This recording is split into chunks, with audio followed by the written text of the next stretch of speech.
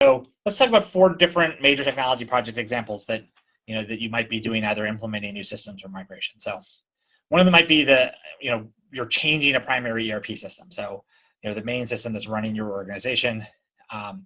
You might be switching systems, and you've got a bunch of things that happen where you're looking at your data and your initial data migrations, moving from one system to the other, setup and configuration decisions, making decisions on how you're setting up your reference data or code and how they might map between systems.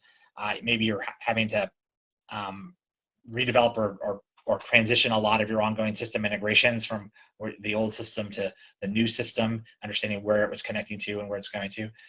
Rewriting reports, then training your employees in the data, and then looking at security permissions and privacies in the new system.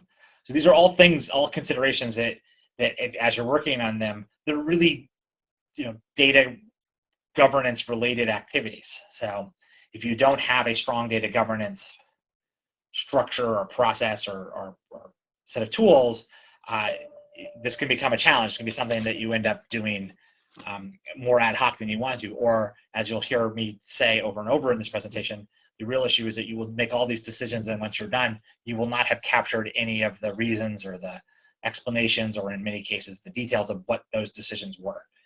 So you're going to be as blind in the new system as maybe you were in the old system. So the point that you make these kind of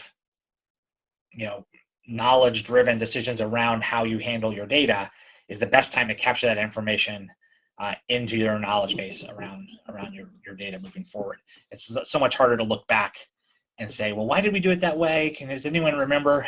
It's instead like when you make the decision on why you do something or what you're doing, captured at that point, and put it somewhere that is accessible by anyone.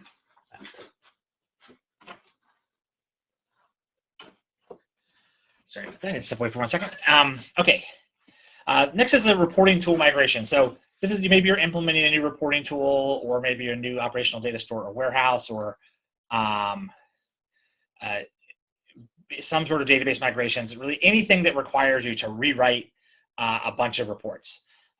And so in this case, the things that you're doing that's data related is reviewing your existing reports, identifying reports to recreate, identifying what those new reports are, creating training and understanding the new data sources that your report writers and things are going to use against those reports, managing that whole report creation process from a just like project and tracking and testing standpoint, and then actually doing testing and approval of those new reports.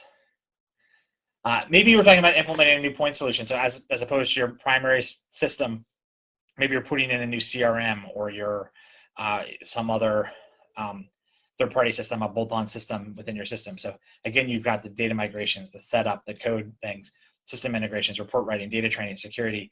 The additional thing you have here is maybe aggregating that data with other systems. Maybe it was something that used to live in your main ERP, and now it's a separate system, and the way you have to handle that is to aggregate that into a data warehouse or data mart to do really good reporting off of it. The third project example where data governance becomes into play a lot is if you're maybe re-architecting your system integrations. You're going to maybe a hub and spoke model from more of a point-to-point integration, or you're standardizing on a new system integration tool, or maybe you're changing data center locations in a way that impacts the way you're doing things.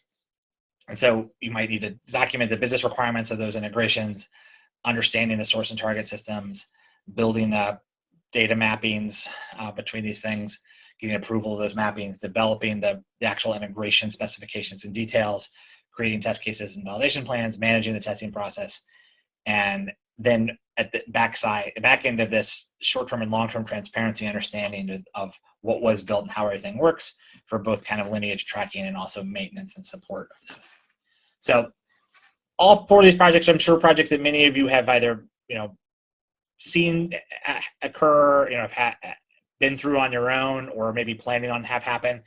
And this seems like a lot of work, right, to do these major projects. So no one is really super excited about adding on top of that additional documentation or a co-project to implement data governance. So if you don't have a mature data governance project and you're looking at doing one of these major projects, it is pretty standard to kind of fall into this trap where You say, hey, we are too busy with this major implementation project to focus on our data governance initiative. You know, we're also too busy with our software development project to learn agile development practices, which is another way you could think of this. Or I'm also too busy planning my big dinner party to bother to get my oven fixed, right? There's another way to think of this. So the trap is that, to think of data governance as something that is not, inherently beneficial or supportive or facilitating of that implementation project. I think of it as a thing that is unrelated, an add-on, and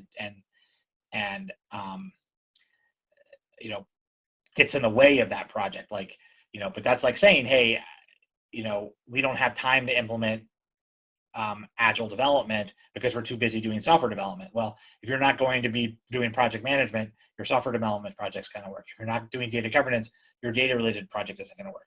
Or as we say here, if you're,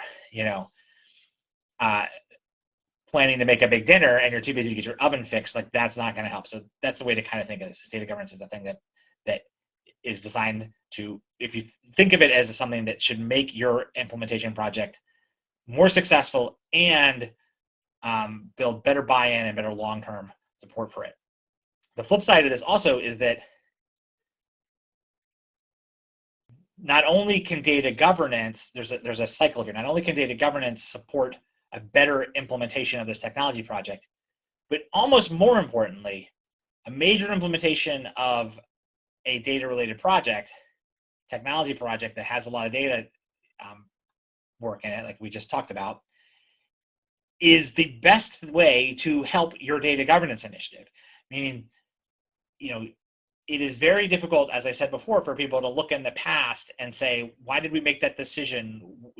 Why did we build that report? What does that thing mean in that report? If you didn't capture that information when you built it, it's hard to look back and regenerate that knowledge. So here you are at this point in time where you are going to touch all of your data again and make all these decisions. And it is a marginal additional effort to document those decisions as you make them, as opposed to the large effort is to go look back 3 years ago and say, why did we make that decision? What was the decision that we made? We don't have that document anywhere. So as much as a good data governance initiative and program and process can support your technology implementation, the technology implementation is this enormous opportunity to have a kickstart and a real power around your data governance initiative.